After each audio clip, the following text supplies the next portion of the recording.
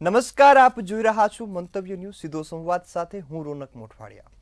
દર્શક મિત્રો, ગુજરાતના મૃદુ ને મક્કમ મુખ્યમંત્રી એવા ભૂપેન્દ્ર પટેલના સેવા સમર્પણ અને ગુજરાતની જનતા પ્રત્યેના પ્રેમના હવે 3 વર્ષ પૂર્ણ થયા છે। ત્યારે ગુજરાતની વિકાસ યાત્રા ભૂપેન્દ્ર પટેલના આવ્યા બાદ વધુ તેજ બની હતી। ગુજરાતમાં અનેક વિકાસ કાર્યોનું લોકાર્પણ થયું, ગુજરાતીઓને અનેક વિકાસ કાર્યોની ભેટ મળી। આ સાથે જ ગુજરાતની વિકાસ યાત્રા પીએમ મોદીના માર્ગદર્શન હેઠળ વધુને વધુ તેજ બનતી રહી છે। ગુજરાતમાં લોક કલ્યાણકારી યોજનાઓ હોય, જનતાનો વિકાસ હોય કે કોઈ પણ બાબત જે જનતાના હિતમાં છે તેનો નિર્ણય કરવામાં આપણા મુખ્યમંત્રી ભૂપેન્દ્ર પટેલે સહેજ પણ વાર નથી લગાડી। તમામ કાર્ય કરવા માટે, લોકોના દિલમાં વસવા માટેની સાથે સાથે એક પ્રેમ ભાવના જાળવી રાખવા માટેનું તમામ જે ઓળખ છે તે મૃદુ ને મક્કમ મુખ્યમંત્રી એવા ભૂપેન્દ્ર પટેલ ને સૌ કોઈ ઓળખે છે। ત્યારે ગુજરાતમાં આ વિકાસ યાત્રા સતત આગળ ધપાવી રહ્યા છે। ગુજરાતમાં અત્યારે અનેક યોજનાઓ પણ અમલી બની છે, ગુજરાતના વિકાસ માટેના પગલાઓ પણ લેવામાં આવી રહ્યા છે। આ વચ્ચે હવે 3 વર્ષ પૂર્ણ થયા છે ને ચોથા વર્ષમાં પ્રવેશ થઈ રહ્યો છે। ત્યારે હાલ ગુજરાતમાં જો વાત કરીએ તો અનેક જગ્યાએથી જે સમસ્યાઓ છે તેનો હલ થતો દેખાઈ રહ્યો છે। ગુજરાતમાં લોકોના દિલમાં વસતા મુખ્યમંત્રી તેઓના હવે એક મૃદુ ને મક્કમ મુખ્યમંત્રી તરીકેની છાપ ઊભી કરી રહ્યા છે। ચહેરો સાથે સ્વભાવ સરળ દેખાય, તેમની કામ કરવાની શૈલી એવી કે તમામ લોકોના દિલમાં વસી જાય। સરળ સ્વભાવના વ્યક્તિત્વ એવા ભૂપેન્દ્ર પટેલે આ 3 વર્ષ પૂર્ણ કર્યા અને ગુજરાતીઓને અનેક ભેટો આપી છે। ત્યારે આજે હવે આ 3 વર્ષ પૂર્ણ થયા છે। તેઓ સેવા સંકલ્પ અને સમર્પણ સાથે સૌ કોઈને અત્યારે એક અલગ જ ઓળખ તરીકે ઉપસી આવ્યા છે, ગુજરાતના વિકાસ યાત્રામાં સહભાગી થયા છે। ત્યારે આજ મુદ્દે પર કરીશું આજે સીધો સંવાદ।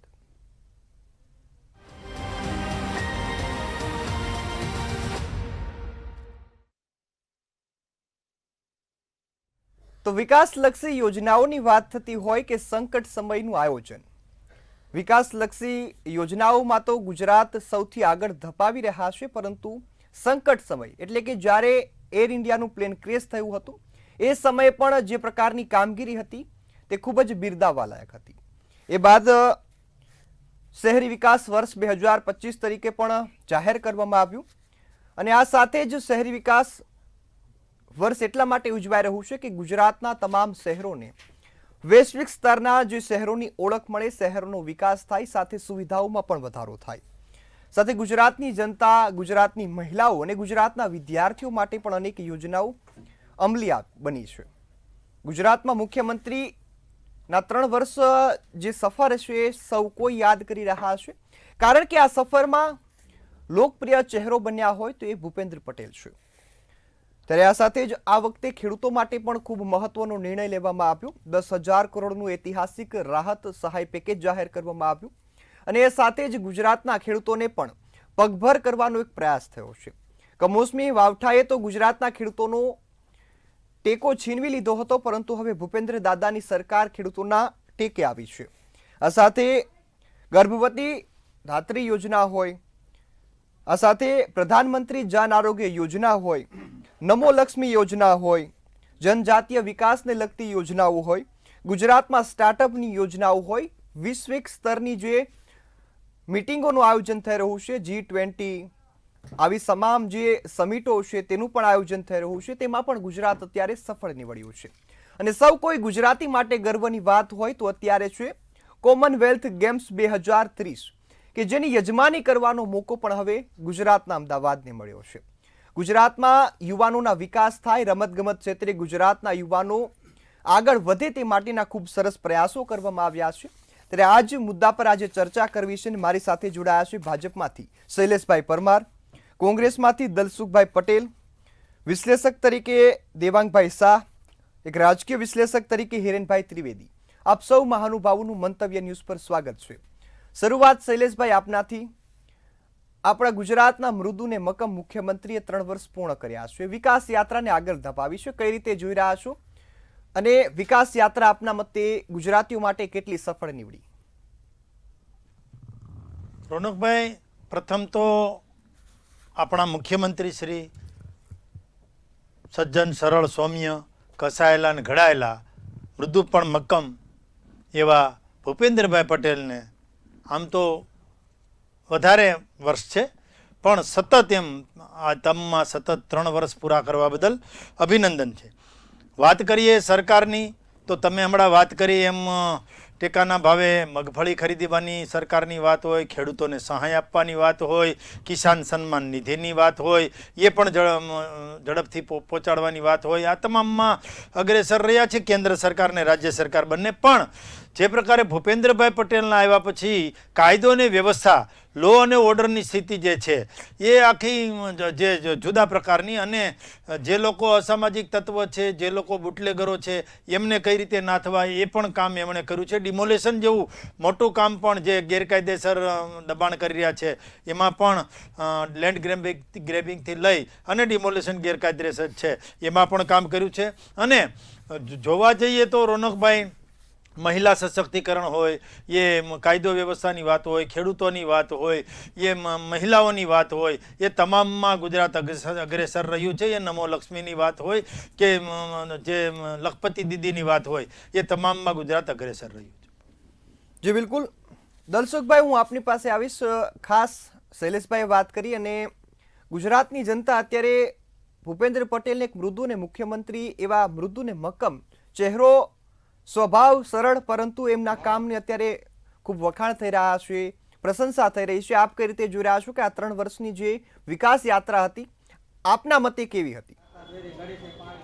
જી દલસુખભાઈ. મૃદુ અને મુખ્યમંત્રીની જે વાત છે તે તેમના લોકો કહી રહ્યા છે. આમ પ્રજાની અંદર આજે જ્યારે બેરોજગારી વધી હોય, આજે હું રત્ન કલાકારોની વાત કરું, ડાયમંડ ઉદ્યોગની વાત કરું, તો આજે કેટલાય લોકો બેરોજગાર બન્યા છે, તેમાં પણ આત્મહત્યાઓ કરી રહ્યા છે. આજે એમ્બ્રોઇડરીની અંદર જે સુરતમાં, રાજકોટમાં, અમદાવાદ શહેરમાં ઘણી જગ્યાએ રત્ન કલાકારોને મંદી આવતા, ઉદ્યોગમાં ઝંપલાવતા, આમાં પણ ખૂબ મંદી આવી. આજે મંદી કેમ ચાલી રહી છે, કેવી રીતે ચાલી રહી છે, તે સરકાર પણ સારી રીતે જાણે છે. આ સરકારની નાકામયાબીને લીધે આજે એમ્બ્રોઇડરી વર્ગની અંદર મહિને એક વખત કોઈને કોઈ આત્મહત્યા મશીન સંચાલક કરી રહ્યા છે. આજે આ કામદારોને હત્યાઓ કરવી પડે, આત્મહત્યાઓ કરવી પડે. આજે તમે ક્રાઇમ રેટની વાત કરીએ આખા ગુજરાતની અંદર, તો ગુજરાત આજે ભારત દેશમાં સૌથી 1 થી 10 ની અંદર આવી ગયું છે. આજે આ ગુજરાતને ક્યાં તમે લઈ જશો? આજે ક્રાઇમ રેટ, બહેનોની સલામતી નથી, રેપ થાય છે, કેટલા બધા રેપિસ્ટો આની અંદર અંતરાયા છે. ભાજપના ધારાસભ્યો આજે ખુદ ક્યાંક ને ક્યાંક સચવાયેલા છે. આજે જો તો બેરોજગારીની વાત કરી, મોંઘવારીની વાત કરીએ તો મોંઘવારી આજે મારી બેન દીકરીઓ સહન નથી કરી શકે તેવી હાલતમાં. એક તો રોજગાર નથી, એક બાજુ મોંઘવારી વધી રહી છે, અને આપણે એમ કહીએ કે મૃદુ અને મુખ્યમંત્રી. આપણે ખેડૂતોની વાત કરો તો ખેડૂતો આજે 10,000 કરોડનું પેકેજ જાહેર કર્યું, પણ કેટલા લોકોને કેટલા કરોડ મળ્યા? હમણાં જ તમારા ન્યૂઝ મારફતે અમે જાણ્યું 2 દિવસ પહેલા. જી બિલકુલ. દલસુખભાઈ, હું આપની પાસે ફરીથી આવીશ. જી બિલકુલ. દેવાંગભાઈ, હું આપની પાસે આવીશ. ખાસ વાત કરીએ કે મુખ્યમંત્રીની વાત થતી હોય, અને ગુજરાતના મુખ્યમંત્રી ભૂપેન્દ્ર પટેલ, કે સૌ કોઈ જાણે છે કે તેમનું કામ કરવાની શૈલી કેવી છે, અને કામ કરવાની જે વિકાસની યાત્રા છે તેને આગળ ધપાવી રહ્યા છે. આપ કઈ રીતે જોઈ રહ્યા છો વિકાસ યાત્રા ગુજરાતીઓ માટે કેટલી ફાયદાકારક? જુઓ, સૌ પ્રથમ તો લગભગ 2021ના એન્ડમાં મુખ્યમંત્રી તરીકે ભૂપેન્દ્રભાઈ પટેલે શપથવિધિ હતી. એટલે ખરેખર માત્ર 3 વર્ષના જ, પણ ભૂપેન્દ્રભાઈ પટેલનો કાર્યકાળ જુઓ 4 વર્ષનો. પણ હું થોડોક હજી પાછળ જવા માંગુ છું. ગુજરાતની અંદર ભારતીય જનતા પાર્ટીના દરેક મુખ્યમંત્રીએ ગુજરાતને અનેક પ્રકારથી છે ને સજાવ્યું છે. જેમ કે 1996 અથવા તો ચીમનભાઈની જોડે જોઈન્ટ ગવર્મેન્ટ છૂટી થયા પછી જ્યારે ભારતીય જનતા પાર્ટીની સૌથી પહેલી પૂર્ણ બહુમતીની સરકાર આવીને, ત્યારે કેશુભાઈ પટેલે એમના કાર્યકાળની અંદર હરિત ક્રાંતિ લાવ્યા, અને ગોકુળિયા ગ્રામ યોજના જે હતી ને કેશુભાઈ પટેલની, એ યોજના એટલી હદે ગ્રામ્ય પ્રજામાં પ્રિય હતી કે ગામડાઓ વચ્ચે સ્પર્ધા થતી હતી. ત્યારબાદ નરેન્દ્રભાઈ મોદી આવ્યા, અને નરેન્દ્રભાઈ મોદી જે છે એમણે તો વિકાસની એક અલગ જ પરિભાષા લખી દીધી. કેન્દ્રએ અનેક પ્રકારે એમને દબાવવાનો પ્રયત્ન કર્યો ત્યાં સુધી કે અમેરિકા જવાના વિઝા સુદ્ધા ના મળે. એના માટે કેન્દ્રના અનેક મંત્રીશ્રીઓ, કોંગ્રેસ પાર્ટીના અથવા તો વિરોધ પક્ષના અનેક મંત્રીશ્રીઓથી લઈ અને અનેક સંસદ સભ્યોએ સહી કરીને અમેરિકન કોન્સ્યુલેટ જનરલ આપ્યું. એમ છતાં નરેન્દ્રભાઈએ પોતાની વિકાસ યાત્રા જે હતી એને સતત વધારી. તો નરેન્દ્રભાઈના કાર્યકાળમાં તો શું થયું ને એ આપણે વર્ણવવા બેસીએ ને તો કદાચ એક દિવસ ઓછો પડશે એવું છે. ત્યારબાદ જ્યારે નરેન્દ્રભાઈ દિલ્હી ગયા ત્યારે આનંદીબેન પટેલ મુખ્યમંત્રી તરીકે આવ્યા. આનંદીબેન પટેલે ખૂબ જ સિફતપૂર્વક જે ગુજરાતની અંદર અનામતના મુદ્દાની તકલીફ ઊભી થઈ હતી એને ઇકોનોમિક વીક સ્કીમ નો લાભ આપી અને એ મુદ્દાને કાયમ માટે સોલ્યુશન લાયા. ત્યારબાદ વિજયભાઈ રૂપાણી આવ્યા. વિજયભાઈ રૂપાણી એક ખૂબ જ સંવેદનશીલ મુખ્યમંત્રી તરીકે કાર્યભાર સંભાળ્યો અને એમણે પણ અનેક પ્રકાર કર્યા અને ત્યારબાદ ભોપા દાદા આવ્યા. ભોપા દાદાએ આ ચારેય મુખ્યમંત્રીઓએ જે વિકાસ કર્યો હતો ને એ વિકાસને સતત, જેમ કે જે પ્રમાણે આપણા ભારતીય જનતા પાર્ટીના જે સ્પોક પર્સન છે એમણે કીધું એ પ્રમાણે અનેક, અને ખાસ તો અત્યારે તમે જોઈ આવો કે ગિફ્ટ સિટી જે તૈયાર થઈ રહ્યું છે ને એ ગિફ્ટ સિટીની અંદર એ હદે ગુજરાતના વિકાસની ગાથા વર્ણવાય છે કે જેની કલ્પના કરવી મુશ્કેલ છે કે ગુજરાતની અંદર આ પ્રકારનો વિકાસ અને આ પ્રકારનું સિટી તૈયાર થઈ શકે કે જે બિઝનેસમેનથી લઈ અને ઇન્ડસ્ટ્રીયાલિસ્ટ માટે હબ બને. આજે તમે એક વસ્તુ વિચારી લો કે બોલિવૂડના એક્ટર્સ સુદ્ધા જે છે એ પણ હવે અમદાવાદની અંદર પોતાના એવોર્ડ શો માટે આવે છે.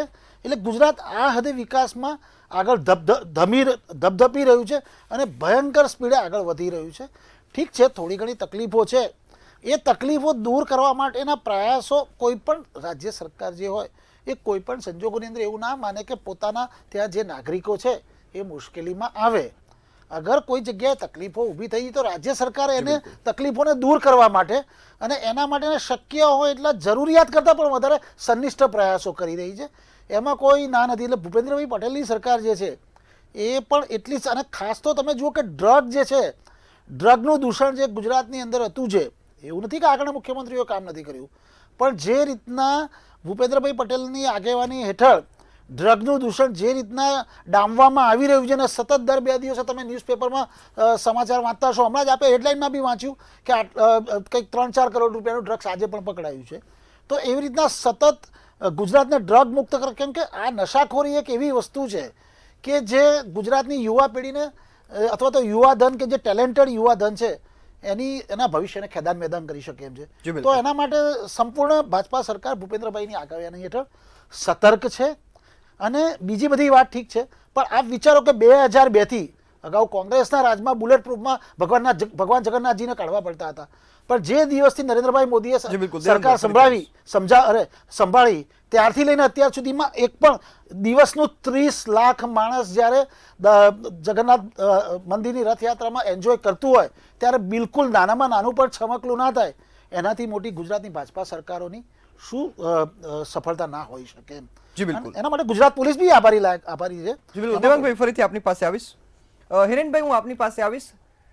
જે પ્રકારે અત્યારે ભૂપેન્દ્ર દાદાની સરકાર સતત પ્રયત્નશીલ છે કે ગુજરાતને વધુ ને વધુ સુખી સંપન્ન બનાવવામાં આવે, પરંતુ હાલની સ્થિતિ આપ ગુજરાતને કઈ રીતે જોઈ રહ્યા છો ને વિકાસ યાત્રા, ખાસ ગુજરાતનો વિકાસ ક્યાં પહોંચી ગયો છે અત્યારે? એકચ્યુઅલી આપણે વાત કરીએ તો ગુજરાતનો વિકાસ છેલ્લા કેટલાક વખતથી નરેન્દ્રભાઈ મોદી પછી એક એમને એમ આગળ ધપ્યો છે. ખાસ કરીને ગુજરાતનું જે બજેટ હતું 3.32 લાખ કરોડનું, આવું બજેટ ક્યારેય ક્યાંય નહોતું. વાઇબ્રન્ટ ગુજરાત હોય કે G20 મીટિંગ હોય, ગુજરાત બાયોટેકનોલોજી અને ડ્રોન પોલિસી તેમજ ખનીજ નીતિ એ એટલી બધી અસરકારક થઈ છે. અને ખાસ કરીને ગુજરાત ગ્રીન હાઇડ્રોજન પોલિસી ઉપર સરકારે જે ભાર મૂક્યો છે એ ખરેખર દાદ માંગી લે જેવું છે.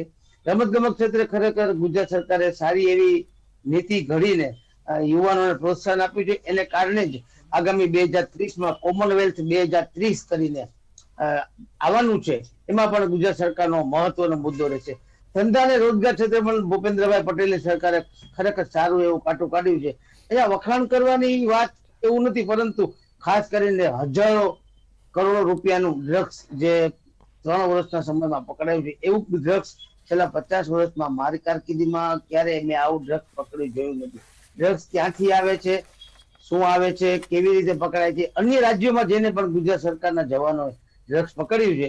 ખાસ કરીને એક થોડીક ત્રુટિની પણ થોડીક વાત કરું કે ગુજરાતની પોલીસ સ્ટ્રેન્થ છે એમાં ખરેખર હવે વધારો કરવાની જરૂર છે, કારણ કે ગુજરાત પોલીસમાં હવે વધુ ભરતી નહીં થાય તો કામનું ભારણ છે એ વધતું જશે. મહિલા અને વિદ્યાર્થીઓ માટે ખરેખર એક અલગ પ્રકારની યોજના કરી છે, ધાત્રી યોજના, નમો લક્ષ્મી યોજના ખરેખર ગામડાઓમાં પણ સારી એવી લોકપ્રિય થઈ છે. અને ગુજરાત આત્મનિર્ભર પોલિસી રાહત પેકેજ થાય, ખાસ કરીને ખેડૂતો ઉપર માવઠું એટલો બધો માર પડી ગયો અને કેટલાય વર્ષોથી આ પ્રકારની સહાય નહોતી મળી, એટલે 10,000 કરોડ જેટલી માતબર સહાય સરકારે જાહેર કરી અને ખેડૂતોને ટેકો આપ્યો. ટેકો એવી રીતે પણ આપ્યો કે મગફળી અને કપાસની ખરીદી પણ ટેકાના ભાવેથી લે છે. ખરીદી નીતિ ખરેખર ગુજરાત સરકારની એક પ્રોત્સાહક યોજના કહી શકાય. ગયું વર્ષ એટલે હવે તો ગયું વર્ષ કહી શકાય, છેલ્લો મહિનો છે, શહેરી વિકાસ પોલિસીમાં 2025માં અનેક જગ્યાએ વિકાસના કામો થયા. જામનગરની વાત કરીએ તો જામનગરમાં પણ સૌરાષ્ટ્રનો સૌથી લાંબામાં લાંબો 3.5 કિલોમીટરનો ફ્લાયઓવર બ્રિજ બન્યો. એટલે સરકાર એવું પણ કહે છે કે જ્યાં ખાતમુહૂર્ત કરીએ છીએ ને ત્યાં ટૂંકા સમયમાં 2 કે 2.5 વર્ષમાં એનું લોકાર્પણ પણ કરીએ છીએ. એટલે આ લોકો જે જયારે મુખ્યમંત્રી જિલ્લાના પ્રવાસીઓ કે ગામડામાં હોય ત્યારે એક જાહેરાત કરે છે કે તમે વિકાસના કામો લઈને મારી પાસે આવો, હું તમને પૈસા માટે ક્યારેય નહીં ના પાડું, પરંતુ કામ કરો. ખાસ કરીને ઘર દીઠ એક વૃક્ષ વાવવાની જે વાત છે અને એ વાતને હાલ સરકાર પણ પ્રોત્સાહન આપી રહી છે. ગતિશીલ અને ગ્લોબલ ગુજરાત, ઉદ્યોગપતિઓ પહેલા નરેન્દ્રભાઈ મોદીની વખતે આવતા હતા, પણ હવે એ સિલસિલો ચાલુ રહ્યો છે. ભૂપેન્દ્રભાઈ પટેલની સરકાર હોય ત્યારે ફિલ્મ કલાકાર હોય કે મોટા મોટા ઉદ્યોગપતિ હોય કે દેશના ખ્યાતનામ ઉદ્યોગપતિ કે બહારના લોકો પણ ભૂપેન્દ્રભાઈ પટેલને મળવા આવે છે. એનું કારણ શું કે સરકારની પોલિસી વિકાસલક્ષી છે અને આગામી દિવસોમાં સિનેમેટિક ટુરિઝમ પોલિસી એટલી બધી અસરકારક નીવડશે કે જેનો લાભ લોકોને મળશે. નરેન્દ્રભાઈ મોદીના વખતથી જે વિકાસના કામો અને ગતિશીલ ગુજરાત કહેવાતું હતું એ જ ગતિશીલ ગુજરાત હજુ પણ જાળવી રાખ્યું છે. અને આ મુખ્યમંત્રીએ અલગ અલગ પ્રકારની નવી યોજનાઓ પણ જાહેર કરી છે. ખાસ કરીને હિરેનભાઈ ફરીથી આપની પાસે આવીશ. શૈલેષભાઈ, હેલો, આપની પાસે કે હાલ શૈલેષભાઈ જે પ્રકારે જણાવી રહ્યા છે કે ગુજરાતના ગામ ગામ સુધી વિકાસ પહોંચી રહ્યો છે, 3 વર્ષમાં વિકાસની યાત્રાને જાળવી રાખી છે. હવે આગામી 3 વર્ષનું આયોજન શું છે? કારણ કે ગુજરાતમાં કદાચ સમસ્યાઓ હશે તો તેને દૂર કરવાનો પ્રયાસ પણ કરવામાં આવશે. આયોજન શું હવે આગામી 3 વર્ષ? અત્યારે 3 વર્ષમાં જે પ્રકારે આપણે પહેલાં વાત કરી આટલા કામો કર્યા છે, આગામી 3 વર્ષમાં પણ અમારી આ વિકાસની યાત્રા ચાલુ જ રહેશે. હજુ જેટલું ડેવલપમેન્ટ ગુજરાતનું કરવાનું થશે, જેટલું ખેડૂતોને આવક જેટલી વધે એ કરવાનું થશે, અથવા તો જેટલા MOU કરવાના થશે, અથવા તો જેટલા સ્પોર્ટ્સ કોમ્પ્લેક્સ કરવાના થશે, અત્યારે રમતગમતમાં સાંસ્કૃતિક વિભાગમાં કામ કરવાનું થશે. આપણે રોનકભાઈ આનંદની વાત છે, ભૂપેન્દ્રભાઈ પટેલના આવ્યા પછી જે ઘોરડો આપણું કચ્છનું છે એને વિશ્વના ટુરિઝમ શહેર તરીકે, ટુરિઝમ વિલેજ તરીકે સ્થાપિત કરવામાં આવ્યું છે ને એમને સ્વીકારવામાં આવ્યું છે. બીજી વાત, અમદાવાદ શહેરને આખા દેશમાં સ્વચ્છ શહેર તરીકે જ્યારે પ્રસ્થાપિત કરતા હોય ત્યારે હમણાં વાત કરતા હતા ભાઈ કોઈ હતા એ કે ભાઈ જે આપણો ક્રાઇમ રેટ છે એ વધતો જાય છે. ના, એવું નથી. આપણો ક્રાઇમ રેટ અને દેશનો ક્રાઇમ રેટ એ બેની કમ્પેરિઝન કરીએ તો NCRB ક્રાઇમ રેટ નક્કી કરતી હોય છે, નેશનલ ક્રાઇમ રેકર્ડ બ્યુરો એ નક્કી કરતી હોય છે. અને એના 2022ના જે આંકડા છે એ પ્રમાણે દેશનો ક્રાઇમ રેટ 30.2% છે અને જ્યારે ગુજરાતનો ક્રાઇમ રેટ 11.9% છે. આ 11.9% જે છે ને એનાથી પણ આપણો ક્રાઇમ રેટ ઓછો આપણે કરવો છે, હજુ એનાથી નીચે જવું છે. અને મહિલાઓની જે સાથે જે થાય છે એ મહિલા વિરુદ્ધના ગુનામાં 64.5% દેશનો ક્રાઇમ રેટ છે અને 22.1% ગુજરાતનો ક્રાઇમ રેટ છે. મારે એમાં બહુ નથી જવું, કારણ કે આપણે સૌ જાણીએ જ છે ગુજરાતમાં આપણી મા બેન દીકરી રાતના 2 વાગે પણ સ્કૂટીમાં નીકળી શકે છે અને અન્ય રાજ્યો જે છે એમાં હજુ તકલીફ છે એ આપણે જાણીએ છીએ કે અમુક જગ્યાએ તો દિવસના પણ સ્ત્રીઓ નથી જઈ શકતી, જાણીએ છીએ. બીજી વાત મારે કરવી છે, PM જય કિસાન જે આયુષ્યમાન કાર્ડ છે એમાં 10 લાખ રૂપિયા આપવાનું નક્કી પણ ભૂપેન્દ્રભાઈ પટેલે કર્યું. 5 લાખ રૂપિયા કેન્દ્રને 5 લાખ રૂપિયા રાજ્ય તરફથી મળે છે. બીજું 0% વ્યાજે જે ખેડૂતોને ધિરાણ આપીએ છીએ એ 3,000 કરોડ જેટલું થાય છે અને 33 લાખ ખેડૂતોને આપીએ છીએ. કિસાન સૂર્યોદયના કારણે દિવસે વીજળી મળતી થઈ છે ખેડૂતોને. 4 લાખ ધાત્રી માતાઓ હમણાં વાત કરતા હતા એ 6 લાખ લખપતિ દીદીને આપણે આપ્યા છે. અને નમો લક્ષ્મી યોજના, ધાત્રી યોજના, mission school of excellence 1 lakh જેટલા ઓરડા બનાવ્યા. અને શિક્ષકોની ભરતી પણ ભૂપેન્દ્રભાઈ પટેલના આવ્યા પછી એટલી થઈ.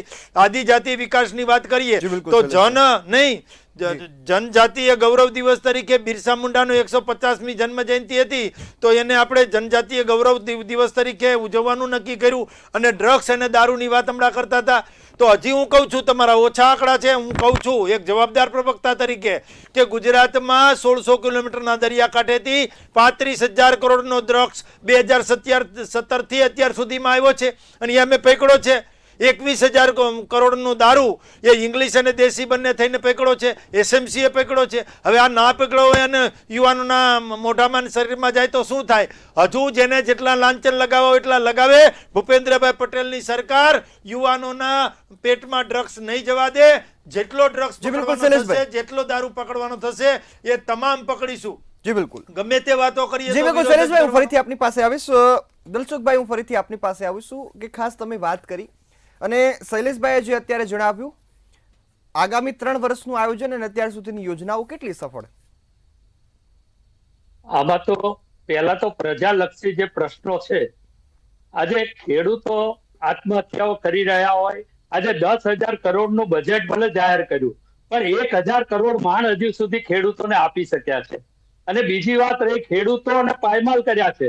આજે એનું દેવું માફ કરવાની વાત હતી, એની જગ્યાએ ખેડૂતોને ખોટી રીતે આવું 10,000 કરોડના બદલે 1,000 કરોડ આપીને બાકી બધા વાધા વચકા કાઢીને બધાના ફોર્મ જે છે તે બેસાડી રાખે. પોલીસનો ક્રાઇમ રેટ, આજે મારે ત્યાં બહેનોની વાતો કરીએ, અમદાવાદ હોય, સુરત હોય, રાજકોટ હોય, બરોડા હોય કે ગામડાઓ હોય, આજે મ્યુનિસિપલ કમિશનર હોય કે અમદાવાદના પોલીસ કમિશનર હોય, તેમણે જાહેર કરવું પડ્યું રિક્ષાવાળાઓને આજે નંબર લગાવવા પડે છે. શા માટે? કે રાતે બહેનો એકલી આવતી હોય, લૂંટાઈ જાય છે. સવારે ભાઈઓ ચાલવા નીકળતા હોય છે, લૂંટાઈ જાય છે, દોરા તોડી જવામાં આવે છે. આજે મોબાઈલો તો ગણવામાં નથી આવતા, એની ચોરી તો પાર વગરની. ઘરફોડ ચોરીઓ વધી ગઈ છે. ક્રાઇમ રેટમાં સૌથી વધુ ફ્રોડ જે અત્યારે ક્રાઇમ રેટમાં સાયબર ક્રાઇમ આ બધું વધી ગયું છે. આની કોઈ વ્યવસ્થા આ લોકો પાસે નથી. પોલીસ કોઈ ગણકારતી નથી. પેપર લીકનો મામલો અઢળક છે. આજે સરકારી કોલેજો નથી બનાવી શકતા, સરકારી શાળાઓ નથી બનાવી શકતા, સરકારી કોઈ વસ્તુ કામ નથી કરી શકતા. અને 7,000 સ્કૂલોની અંદર એક શિક્ષક હોય ત્યારે ગંભીરતાપૂર્વક હું વાત કરું છું કે આ કઈ રીતે ચાલે છે તંત્ર સરકારનું. આજે પીએમવાય યોજનાની અંદર ખુશ્બુ જેવી કેટલી હોસ્પિટલોના હમણાં કારનામા જુનાગઢથી લઈ બહાર આવ્યા છે. તો એ શું આટલી મોટી લૂંટ ચલાવી રહ્યા છે? મનરેગામાં તેના પ્રધાનમંત્રી, તેના મંત્રીઓ, બચુભાઈ ખાબર જેવા કેટલું મોટું કૌભાંડ રોજ છાપવામાં આવે છે. આજે જો સારી સરકારો, હમણાં વિશ્લેષકો કહેતા હતા, મને ગમ્યું, પણ વિશ્લેષકોએ એ પણ કહેવું જોઈતું હતું કે અત્યાર સુધીની 30 વર્ષની શાસનની અંદર આ સરકારના કેટલા ખરાબ કામો છે કે જે ખોટા કામો છે એ પણ એમને બતાવવા જોઈએ. ખાલી વાહવાહી કરવી હોય તો આજે હરણીકાંડ બન્યો કે તક્ષશિલા કાંડ બન્યો કે રાજકોટમાં અગ્નિકાંડ બનતો હોય તો આ બધું કોઈ બીજી સરકારોમાં નથી બન્યું. આ બધું ભારતીય જનતા પાર્ટીના સરકારમાં જ બન્યું છે. અને ભારતીય જનતા પાર્ટીના સરકારમાં આતંકવાદ પણ ખૂબ વધ્યો છે. અને સાથે સાથે જે પણ આતંકવાદની ઘટનાઓ બની છે તે બધી જ ભારતીય જનતા પાર્ટીના શાસનમાં બની છે. બિલકુલ દલસુખભાઈ, હું ફરીથી આપની પાસે આવીશ. દેવાંગભાઈ, ખાસ હું આપની પાસે આવું છું કે જે પ્રકારે અત્યારે વાત થઈ રહી છે કે ક્રાઇમ રેટ અથવા તો જે તમામ મુદ્દાઓ છે ક્યાંય ને ક્યાંય ખામી રહી હશે, તો સુધારવાના પગલા આપની દ્રષ્ટિએ લાગતા હોય કે હજુ આ બાબતમાં સુધારો કરવો જોઈએ? થોડું ટૂંકમાં જણાવશો કારણ કે સમયની મર્યાદા છે. મને ખ્યાલ છે. સૌથી પહેલા હું શું દલસુખભાઈને અમુક બાબતોનો જવાબ આપી દઉં કે આપણે શરૂઆત બીજી કોઈક એક વસ્તુથી કરીએ. એક તો એ કે ઓવરઓલ ટોટલ જીએસટીનો દર ઘટાડ્યા પછી ગુજરાત છે ને 60% ટોટલ જીએસટી જે છે ને એનું આવક કેન્દ્ર સરકારને આપી રહી છે. એટલે કે અગર એક મહિનાની અંદર 2 લાખ કરોડ રૂપિયા થાય તો 14,000 કરોડ રૂપિયા ગુજરાત આપી રહી છે. હવે જે પ્રમાણે કોંગ્રેસના પ્રવક્તાશ્રીએ વાત કરી કે ભાઈ હરણીકાંડ થયો કે પછી આપણે રાજકોટમાં જે મોલ કાંડ થયો, ભાઈ રાજકોટમાં જે મોલ કાંડ થયો એની અંદર મનસુખ સાગઠિયાની ધરપકડ કરી અને અત્યારે 100% એને સજા થાય એ પ્રમાણેના પ્રયત્નો થઈ ગયા. ત્રીજા કે ચોથા, ચોક્કસ એ રાજકોટમાં જે અગ્નિકાંડ થયો છે એમાં જે મૃત્યુ પામ્યા છે એ અતિશય દુઃખનીય બાબત છે અને એવું ખરેખર ના જ થવું જોઈએ, પણ એના માટેના જવાબદાર અધિકારીઓ પાસે સામે પગલાં લેવાય છે. તમે એટલું થયો છે સરકાર કોઈ બી, મેં આગળ બી કીધું કે સરકાર કોઈ પણ નાગરિકને ફિઝિકલ અથવા તો ફાઇનાન્શિયલ નુકસાન થાય એવું ક્યારેય ના ઈચ્છે, પણ એ થયા પછી સરકાર એની સામે નક્કર પગલાં લઈને માત્ર 4 જ દિવસની અંદર મનસુખ સાગઠિયાની ધરપકડ કરીને તાત્કાલિક અસરથી એની ચાર્જશીટ ફાઇલ કરી અને મનસુખ સાગઠિયાને સૌથી વધારેમાં વધારે સજા થાય એ પ્રમાણે તમામ પ્રયત્નો કરીએ, પણ મામલો સબ જ્યુડિશિયલ હોવાથી એની વધારે ચર્ચા આગળ મારાથી ના થઈ શકે. સર જી બિલકુલ. અંતમાં હિરેનભાઈ, હું આપની પાસે આવીશ. આપના મતે એક રાજકીય વિશ્લેષક આપશો, આપને અમારા કરતા આ મુદ્દાની વધુ ખબર હશે કે વિકાસ કાર્યો થયા છે પરંતુ હજુ સુધારા કરવા જેવી બાબત હોય કોઈ આપના મતે? સર, વિકાસ કાર્યો પણ થાય છે, એમાં ક્યારેક ક્યાંક ત્રુટિ પણ જોવા મળે છે. અમુક કામ રસ્તાના એવા પણ હોય છે કે નબળા થયા છે, એની ઉપર જે વોચ રાખવી જોઈએ એ વોચ રખાતી નથી. ખાસ કરીને એક તમને મુદ્દો કહું કે છેલ્લા 1.5 વર્ષમાં ઓખા મંડળ વિસ્તારમાં અને બેટ વિસ્તારમાં જે પ્રકારે ગેરકાયદેસર બાંધકામો કરનારા ભૂમાફિયાઓને ભૂપેન્દ્રભાઈ પટેલની સરકારે જેલ ભેગા કરીને કરોડો રૂપિયાની જમીન ખુલ્લી કરે, એવી રીતે જામનગરમાં પણ 980 જેટલા ગેરકાયદેસર બાંધકામો તોડીને આ સરકારે જમીન ખુલ્લી કરાવી છે. વિકાસ કાર્યોમાં ઘણી વખત એવું બને છે ગ્રામ્ય વિસ્તારમાં રસ્તાઓની હાલત થોડી ખરાબ છે, એમના ઉપર સરકારે ધ્યાન રાખવું પડશે.